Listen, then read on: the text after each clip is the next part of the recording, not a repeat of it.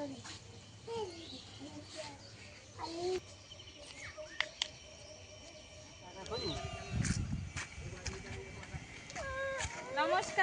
সঙ্গীতা সংসারের কাছে দূরে সকল দর্শক বন্ধুদের অনেক অনেক স্বাগত জানিয়ে শুরু করছি আরও একটি নতুন পর্ব।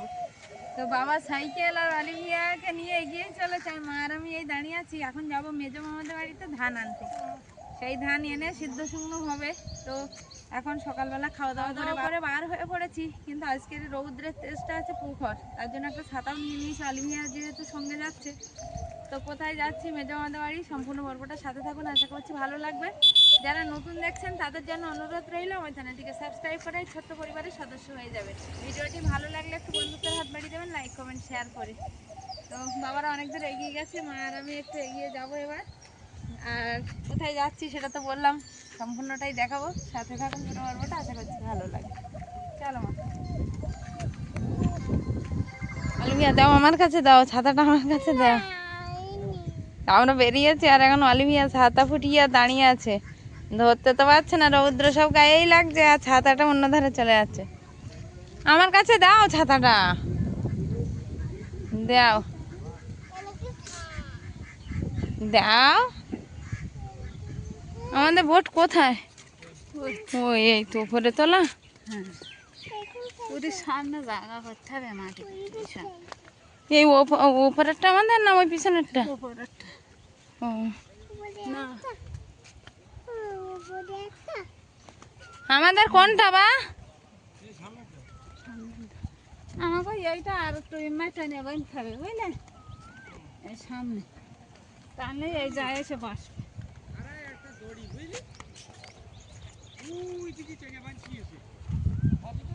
আজকে নদীতে ঢেউ হচ্ছে, দেখেছিস অলিভিয়া? কি ঢেউ হচ্ছে দেখ, জোরে জোরে ঢেউ হচ্ছে, কারণ হাওয়া আছে যথেষ্ট, তো ওই জন্য বেশি ঢেউ হচ্ছে। আওয়াজটা শোনা যাচ্ছে কত।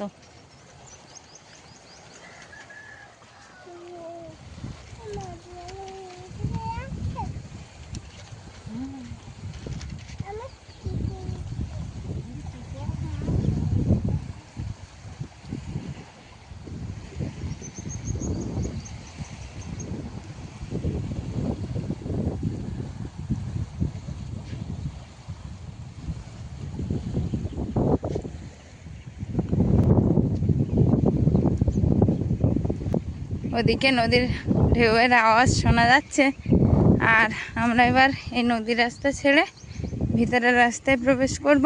এই রাস্তাতেই মামাদের বাড়ি, তো এখান দিয়ে অনেকটা দূর গিয়ে তারপর। আর এই রাস্তাটা এমন একটা রাস্তা, দুই ধারে গাছ আর মাঝখানে রাস্তা, দুই ধারে অনেকটাই জনবসতি কম, তো বেশ হাওয়া লাগে এই রাস্তাতে। আর যেহেতু আজকের দক্ষিণা ঝড় হচ্ছে, তো আরও একটা সুন্দর হাওয়া হচ্ছে, তার জন্য নদীতে এত ঢেউয়ের আওয়াজ শোনা যাচ্ছে।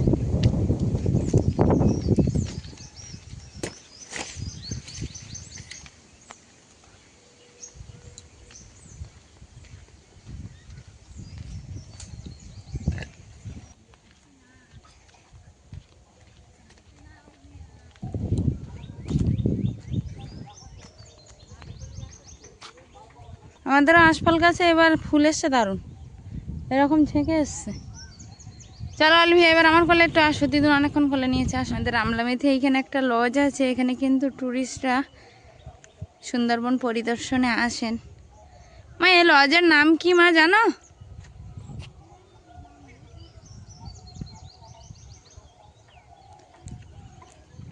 নামটা জানি না, নতুন নতুন হয়েছে, বছর থেকে মনে হয় চলছে না।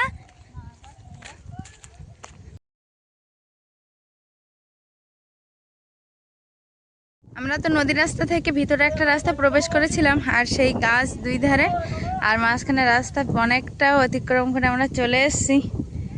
এদিকে মাঠ এতটা, আর এদিকেও ধান ক্ষেত, সবুজে ঘেরা ধান ক্ষেত ভরা মাঠ পুরো চারিদিকটা। তার মাঝখান দিয়ে আমরা এই রাস্তাটা ধরে হেঁটে চলেছি মেজো মামাদের বাড়িতে যাওয়ার উদ্দেশ্যে। অবশ্য প্রায় চলে এসেছি কাছাকাছি। অলিভিয়া একটু বলেছিল, আবার একটু দৌড়চ্ছে, যেহেতু গাছের ছাওয়া আছে মাঝখানে রাস্তা, তো ওই জন্য হাঁটছে।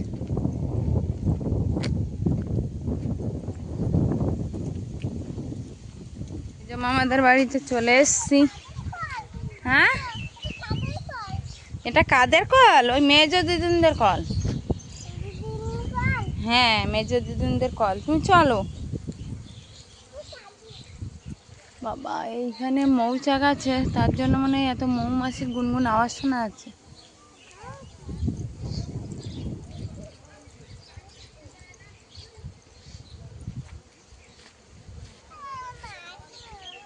চলো চলো, দাদু ভাইরা চলে গেছে তো।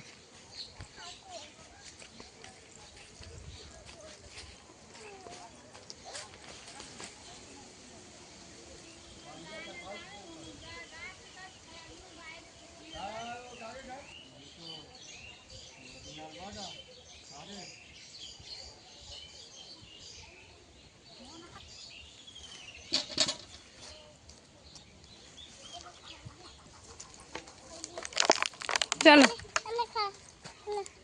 ও খায় না, খড় খায় না বাবা, ওরা ঘাস খায়। চলো, মামাদের বাড়ি এসছি।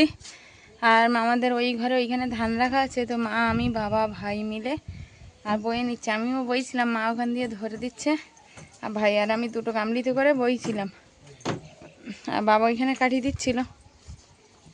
মামা এই মুহূর্তে বাড়িতে নেই, পলিথিন এখানে রাখা হচ্ছে, এখান দিয়ে মেপে বাড়ি নিয়ে যাওয়া হবে। মামিমা ওইদিকে গরুর দুধ দোয়াচ্ছে।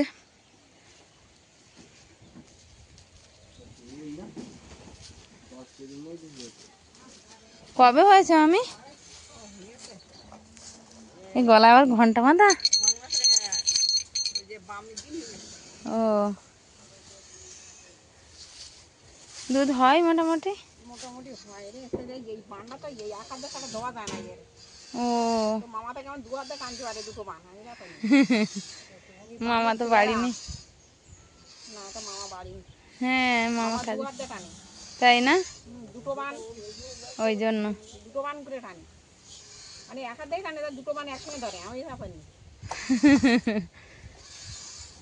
সবাই পারে না।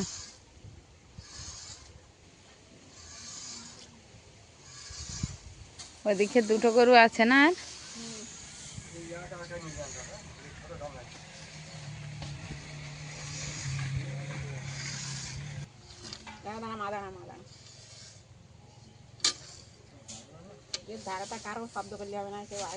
বাবা দরকার নেই, তুমি তোমার দুধ দোয়াও, আমি চলে যাই, শব্দ করার দরকার নেই আমার। দোয়াচ্ছে। অলিভিয়া, তুমি কি করো? ছাতাটা শিক ভেঙে যাবে। অলিভিয়া এখানে বসে বসে দিদুনদের ঘরে সামনেটা বসে বসে খেলছে। ওখানে বসে বসে খেলো, বাইরে রৌদ্র কিন্তু বার হবে না।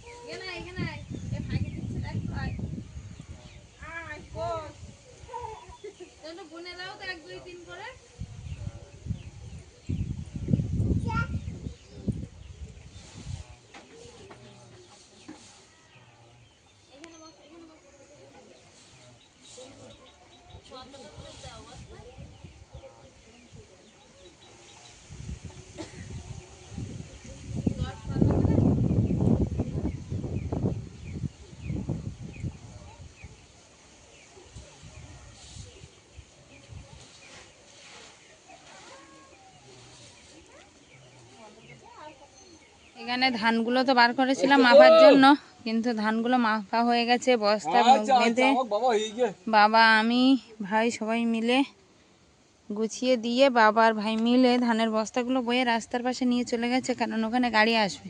আসছে বললো বাবা। আর ঘাড় ব্যথা করছে না? তাই পিঠ ব্যথা তো করবে, এত বড় ভারী বস্তা নিয়ে। আর না, ও পিঠে যাওয়ার প্রবলেম নেই, ভারী বোঝা তুললি পিঠে দুই ধারে ওটাই তো।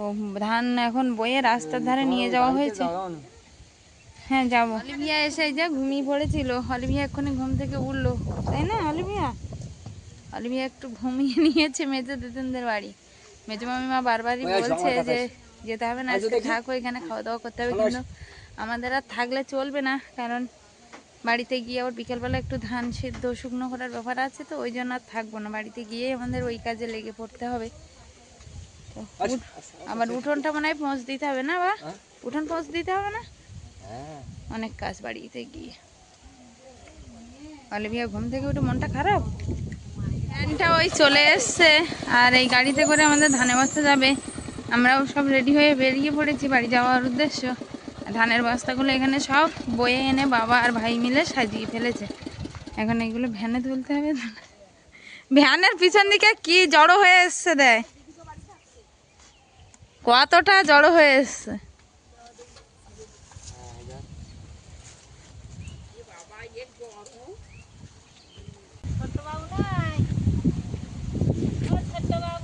মামা আসলে গাড়িতে করে যাবে নাকি?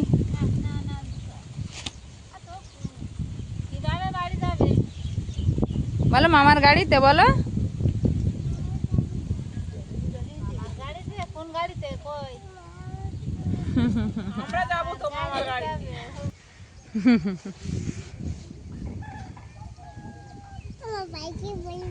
বাইকে বসবে? মামা আসুক তারপর বসুক, এখন বসতে পারবেন।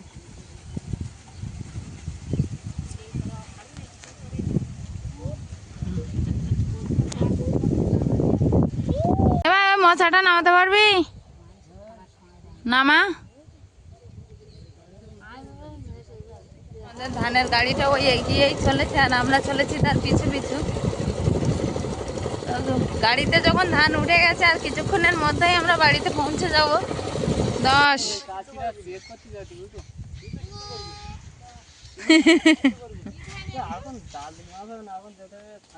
অলিভিয়া সাবধানে নামো। ধান নিয়ে বাড়িতে আসলাম, এসে মাকে একটু সবজি কাটাকুটি করে দিয়ে সাহায্য করে দিচ্ছিলাম। সবজি কাটাও কমপ্লিট হয়ে গেছে, মা রান্না উনুনে বসিয়ে দিয়েছে। আর এদিকে ছোটো কাকার মেয়ে আমাদের সাথী এসছে ডাকতে, বলছে তোর জন্য অপেক্ষা করছি না, ওখানে নাকি রান্না বান্না হয়ে গেছে, এখন গিয়ে ওখানে খাওয়া দাওয়া করতে হবে। কাকাও বারবার হাঁক পাড়ছে যে তাড়াতাড়ি আয়। তো এখন এই যাচ্ছি ছোটো কাকাদের বাড়িতে, অলিভিয়া তার মাসিমণির কোলে উঠে গেছে।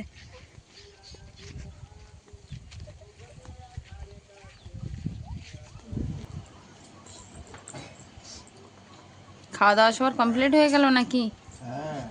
আমি আস্তে আস্তে সবার খাওয়া দাওয়া কমপ্লিট হয়ে যাচ্ছে। বাড়ির জামাই বোন সব খেতে বসে গেছে। আমি তো জানি না, আমি এসে আর ওই বাড়ি সবজি কাটছিলাম, ওই সাথী গেল বলে আজ চলে আসলাম আবার। এদিকে ভাই আছে, আমাদের রাহুল আছে, অভি আছে, এদিকে বড় বোন, সবাই খেতে বসে গেছে। শেষ হয়নি, এটা হচ্ছে প্রথম ব্যাচ চলছে না?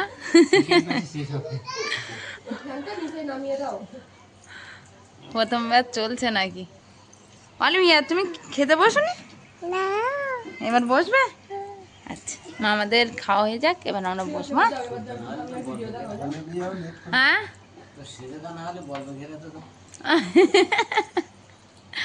সেজো কাকা বাড়ি।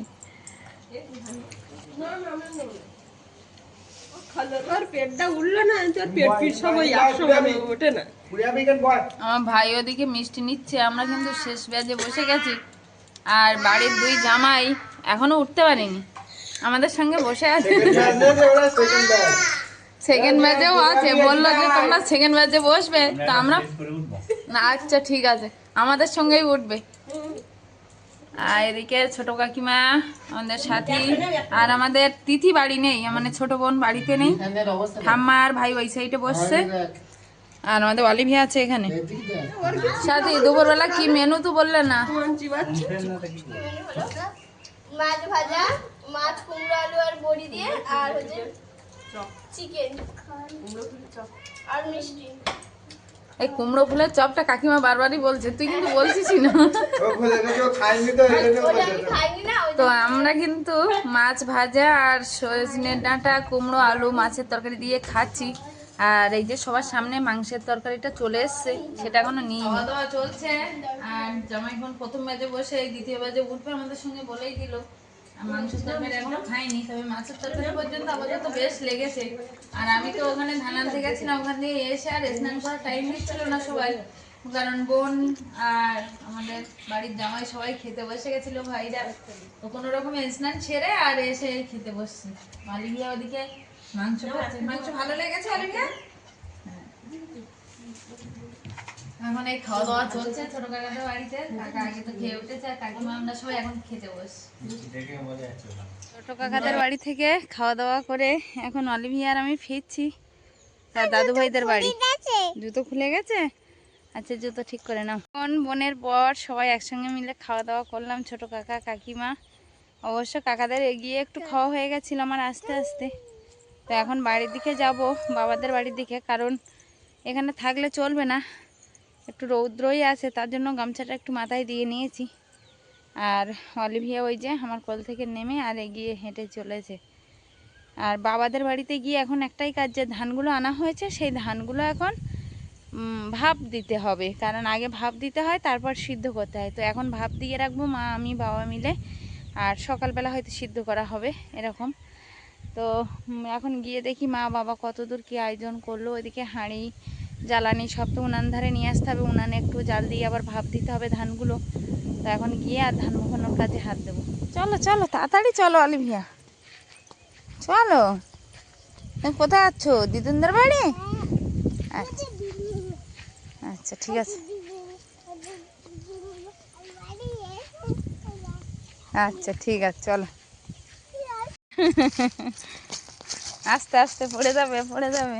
এসে দেখছি মা দুটো হাঁড়ি বার করে নিয়েছে, হাঁড়ির গায়ে কালিও মাখানো হয়ে গেছে। এখানে একটা পলিথিন দিয়ে দেওয়া হয়েছে, পলিথিনের ভিতরে জল সংগ্রহ করে রাখা হয়েছে, কারণ ধান ভাপ দিয়ে আর এই জলে ফেলতে হবে। তো এখানে পলিথিন দিয়ে আর রাখা হয়েছে, বেশ অনেকটা করে ধান ভাপানো হবে। আর মায়েদের ধান সিদ্ধ করা উনানটা এখানে আছে, এই যে এই উনানে ধান সিদ্ধ করা হবে। তো জ্বালানিও মা কিছুটা নিয়ে এসছে, আর এবার দুজন মিলে করে নেবো কিছুটা।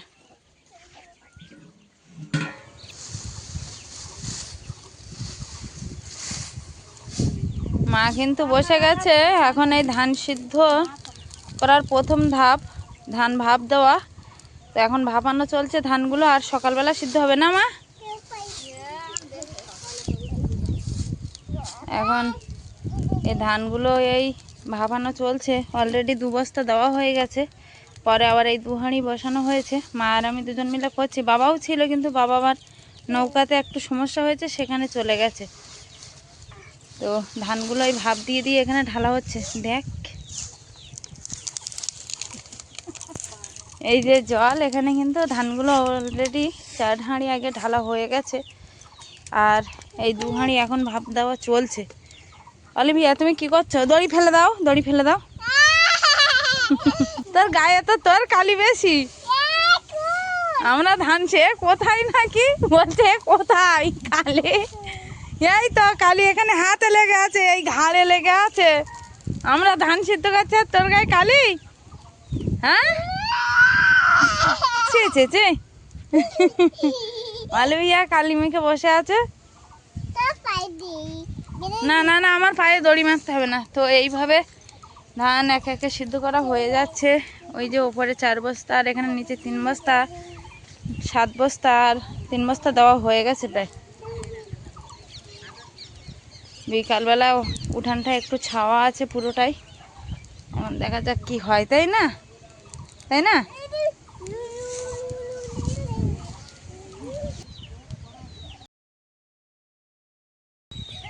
তো শাড়ি তো পরা আছে, আর শাড়ি তোমার মায়ের নাইটিটা দিল, শাড়ি নামাতে হবে। আর এই কবার নামিয়েছি নাইটি ছাড়া, তো ওই কালি লেগে যাচ্ছে বলে মা বললো নাইটিটা ওর ওপরে গলি নাও, নিলে আর কালিটা লাগবে না। তো এখন এই নাইটি পরে আর মা শাড়ি নামাবো।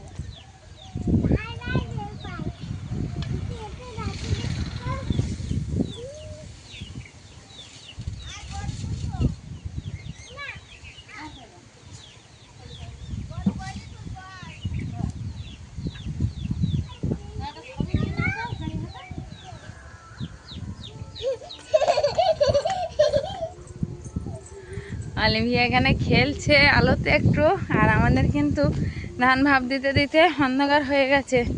তো আজকের ধান ভাপ দিলাম মোট 5 বস্তা। মা হয়ে গেছে প্রায়, দেখো 2 হাঁড়িতে একসঙ্গে ভাপ উঠে গেছে। আর একটু দিই তাহলে, আর একটু একটানা জাল দিতে হবে, দিয়ে নামাতে হবে। এইখানটা 4 বস্তা ধান মা আর আমি মিলে, দুজন মিলে হাঁড়ি ধরা, দুজন মিলে হাঁড়ি তোলা, এই করে করে আর নামাতে হচ্ছে। আর এখন এই একটু উনানে পাতা দিচ্ছি, দিয়ে আর এই পাতা দিয়েই জাল দেওয়া হচ্ছে, শিশুল পাতা।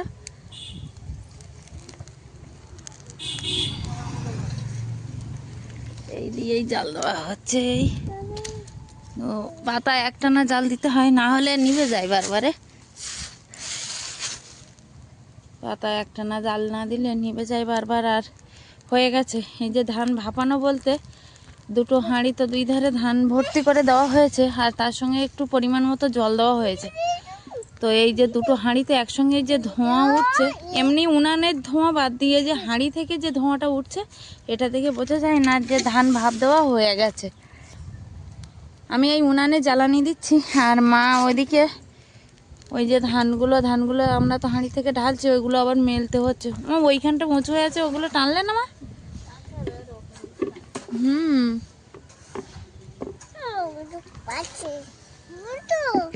মা ওই টেনে টেনে দিচ্ছে। জল দিয়েছ আবার নাকি? দিতে হবে না? তো হয়ে গেছে প্রায় 2 হাঁড়ি। পাতা দিয়েছে, এগুলো ধরে যা। অলিভিয়া কি করছো? অলিভিয়া পিছনে বড় বড় দুষ্টুমি করছে, দেখো।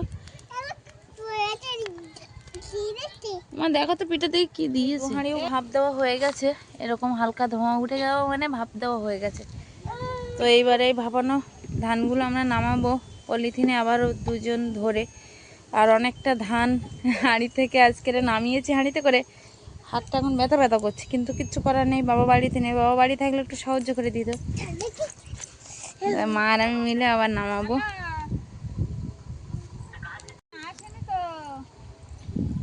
আমরা তো এদিকে ধান ভাপ দিচ্ছি, আর ওদিকে ভাই আর বাবা গেছে একটু নৌকাতে।